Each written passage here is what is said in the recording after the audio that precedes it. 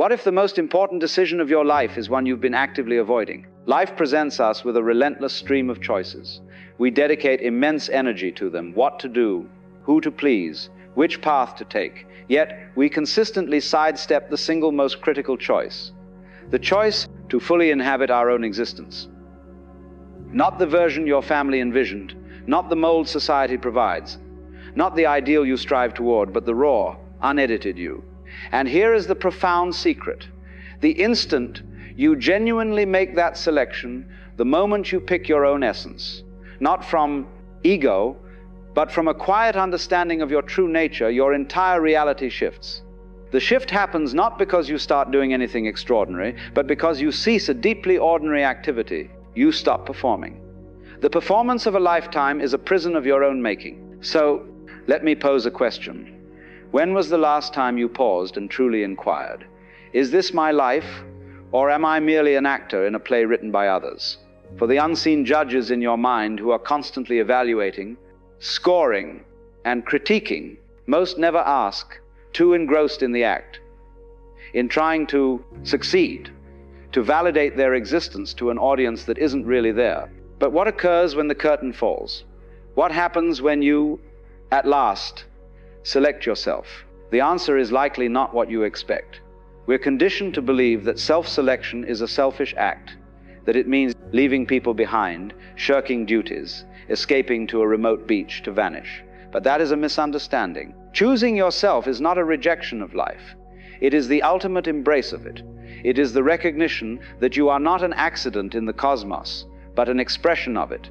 When you accept this, when you end the war with your own being, something remarkable unfolds. You soften. Most misunderstand relaxation. They see it as inactivity. But true relaxation, the life-altering kind, is not about doing nothing. It is about acting without internal friction, without the constant narration. Is this acceptable? What is the verdict? Am I enough? When you choose yourself, that commentary fades, not because you've conquered it, but because you've seen its origin. You realize that voice was never your own. It was a collection of echoes from parents, educators, peers, the culture. They intended well, undoubtedly, but they were shaping you for a world they understood, a life they could map. And their map was never meant for your territory. Consider this. Have you ever worn shoes that were painfully tight? You can't walk naturally. You're constantly aware of the discomfort. This is what most people endure their whole lives. They move through the world in an ill-fitting identity, pretending it's comfortable, baffled by their constant exhaustion. Choosing yourself is like slipping into footwear that finally fits. And in that moment, you grasp the sheer volume of energy you've been wasting. All the power spent maintaining a facade, upholding an image, justifying your value, it simply dissipates. What remains is a straightforward, unforced presence, a feeling of being settled in your own body. But here is the pivotal turn. When you finally choose yourself, when you cease molding to external demands and start embodying what you are, the world reacts. Some will not appreciate it.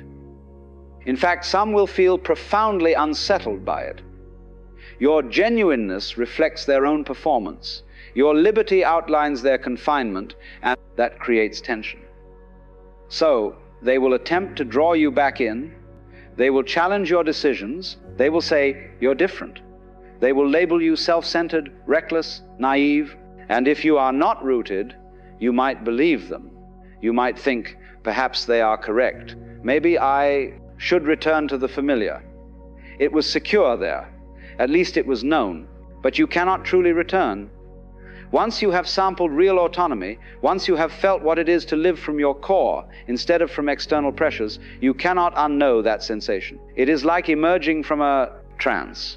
You recall the dream, but you know it was not reality. Authenticity is not a destination, but a daily direction. And this is the crucial understanding about choosing yourself. It is not a single event. It is a continual commitment. Each dawn, you must choose again. Will I live my truth today, or from their expectations? Will I honor my inner knowing, or will I perform? Some days, it is simple. You arise with clarity. Other days, it is a struggle. The old pathways reactivate the craving for validation, the dread of exclusion, the yearning to belong. On those days, offer yourself kindness. Remember that choosing yourself is not about flawlessness. It is about integrity. Now, let me share something that may astonish you. When you choose yourself, when you truly devote to it, you do not become more alone. You become more linked. Because real connection can only occur between real people. When you are performing, you can only connect with other performances. It is two costumes conversing. When you are authentic, connection becomes possible. Because in your being, I sense my own. This is what the sages have always expressed. We are not separate islands. We only imagine we are. The moment you choose yourself, you see through this illusion. You start to recognize that the self you are choosing is not this small, isolated individual. It is something far vaster. Let me offer an image. Imagine you are a leaf on a great tree. For years, you have believed you are just this one leaf, separate from all others, trying to stay green, trying to be noticed, trying not to fall. But then one day, you realize you are not just the leaf. You are the entire tree. You have always been the tree. The leaf is a temporary form, a gesture the tree is making. When you see this, everything transforms. You are no longer terrified of the autumn wind because you know you won't vanish. You will return to what you have always been. And suddenly, being a leaf becomes a joyful dance. It is the tree delighting in its own abundance. That is what happens when you choose yourself. You realize you are not this fragile, fearful entity that must defend itself from life. You are life itself. And when you comprehend that, the entire dynamic shifts. You are no longer participating to survive. You are participating to express, but most never arrive because they are too frightened to choose themselves. They are too afraid of the potential consequences of ending the performance. What if I lose my security? What if my loved ones disapprove? What if I stumble? What if I am isolated? These fears are legitimate. I am not dismissing them. But consider this. The life you are currently living, the one where you are not choosing yourself, where you are perpetually appeasing, fulfilling obligations, demonstrating your worth, is that truly being alive, or is it a gradual fading? Because when you refuse to choose yourself, a part of you dims daily. Every time you agree when you mean no. Every time you laugh when you wish to cry. Every time you feign contentment when you are aching inside, you are silencing something vital within, something sacred, something unique, your own truth. And without that truth, life loses its vividness. Everything becomes monotone, routine, robotic. You wake, you execute the motions, you meet expectations, you sleep. And the next day, you repeat. Is this why you are here? To be an automaton? To be a compliant instrument following a program? I do not believe so.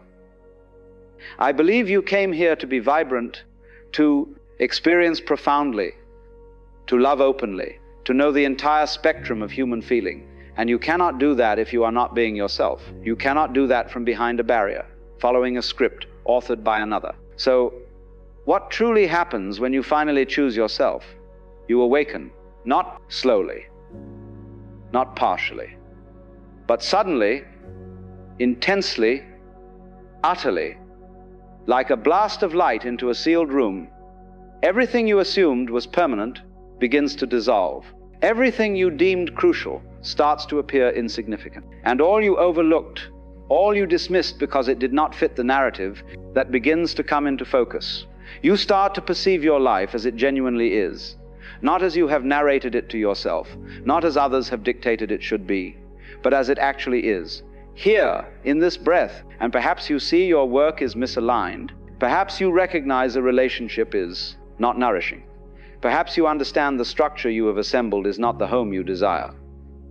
And that is frightening, because now you must make decisions, authentic decisions, not the secure ones, not the comfortable ones, but the choices that respect who you actually are. This is the juncture where many retreat. They reach this edge and declare, no, this is too vast. I cannot. It is simpler to re-enter the dream, simpler to pretend it is all fine, simpler to keep the mask fastened. But you cannot, not truly. Once you have witnessed reality, you cannot unwitness it. Once you have felt what it is to be yourself, you cannot revert to being another. The doorway is open. And even if you try to shut it, a sliver of light will always remain, a reminder of what you have encountered. So, you stand at a crossroads. You can remain in the familiar ache of a life that is not yours. Or you can walk through the doorway. You can choose yourself, totally, unapologetically. And when you do, something miraculous occurs. The fear does not vanish. The uncertainty does not disappear. The obstacles do not magically resolve, but you transform.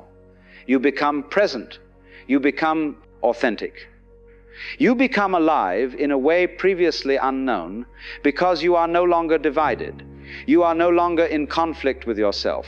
There is no part of you pulling in one direction while another part pulls elsewhere. You are unified, integrated, whole. And from that wholeness, everything emanates. Your actions become fluid because you are no longer compelling yourself to do what you despise. Your relationships become transparent because you are no longer pretending to be someone you are not. Your life gains purpose because you are finally living it by your own compass, your own truth, your own core. This is not simple. Let me be unequivocal. Choosing yourself is perhaps the most demanding undertaking you will ever face, because it requires releasing all you have learned, all you have trusted, all you have used to build your identity. It means confronting your shadows, those aspects of yourself you have hidden, subdued, disowned, the rage unexpressed, the grief unacknowledged, the longings unadmitted. All of it must surface, must be faced, must be incorporated. This journey is untidy. It is uneasy. It is painful. There will be instances where you doubt everything, where you fear you are making a colossal error, where you ache for the simplicity of the old life, even as you know it was draining you. But you continue. You keep choosing yourself, day after day, breath after breath, not because it is effortless, but because it is real. And gradually, a transition begins. The struggle starts to subside. The fear loosens its hold, and you start to uncover something you never knew existed, a profound peace. Not the peace of control, of having all the answers, of ensuring no hardship occurs, but the peace that comes from accepting what is, from trusting the flow of existence, from knowing that whatever arises, you will be fundamentally okay, because you are no longer pretending to be something you are not. This peace is not brittle. It does not rely on conditions. It does not demand that everything proceed perfectly. It is there in joy and in sorrow. It is there in achievement and in setback. It is there when people embrace you and when they depart, because it emanates from within. It comes from that place inside you that was always waiting for your attention. That quiet core, that still point, that awareness which observes all, but is untouched by any of it. When you choose yourself, you find this center, and once you locate it, you understand it is the only thing that is real. Everything else, the external pursuits, the objectives, the approvals, they are pleasant. They are nice to experience, but they are not essential because you already possess what you seek. You already are what you are searching for. And this alters everything. Your relationships transform, not because you abandon everyone, but because you arrive as a different person. You are no longer desperate for acceptance. You are no longer prepared to sacrifice your truth for harmony. You are no longer afraid of solitude. And paradoxically, this makes you a far more genuine companion because you are not needy. You are not dependent. You are not perpetually seeking confirmation. You are simply there, present, authentic, and the correct people, those who resonate with your frequency, with your truth, with your realness, they gravitate toward you, not because you are searching for them, but because resonance attracts resonance. When you are being yourself, you naturally draw others who are being themselves. And these bonds, these relationships, they are different. They are more substantial. They are more fulfilling because they are founded on reality, not on performance, not on role-playing, not on satisfying demands, just two humans being authentic with one another, sharing the human experience. Your work transforms as, well, not necessarily the vocation, but the approach. When you are choosing yourself, you can no longer endure labor that contradicts your principles, that depletes your spirit, that makes you feel numb inside. You begin to seek work that resonates with who you are, work that feels like a natural extension of your being.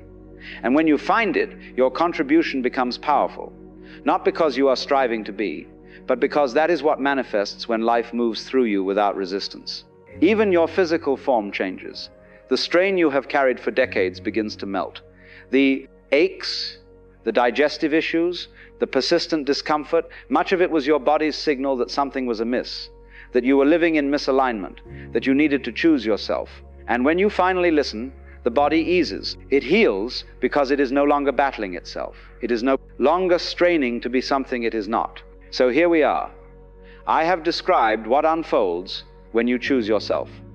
The fear, the struggle, the metamorphosis, the peace, the authenticity, the freedom. But now, the real inquiry remains. Will you undertake it? Will you make the choice? Will you pledge to live from your truth even when it is difficult, even when it is terrifying, even when everyone around you insists you are mistaken? Or will you keep performing? Will you keep the mask secured? Will you keep living the life that everyone else believes you should live? The decision is yours. It has always been yours. It will always be yours. But I can tell you this, life is brief, far briefer than you imagine, and every second you spend not being yourself is a second gone forever. You cannot reclaim it. You cannot relive it. It is lost. So why squander it? Why expend your invaluable time on this earth attempting to be someone you are not? Why surrender your one life to fulfill expectations that were never yours to bear? Choose yourself. Not next year. Not when circumstances are calmer. Not when you feel braver. Now, in this very moment, choose yourself and observe what begins to happen.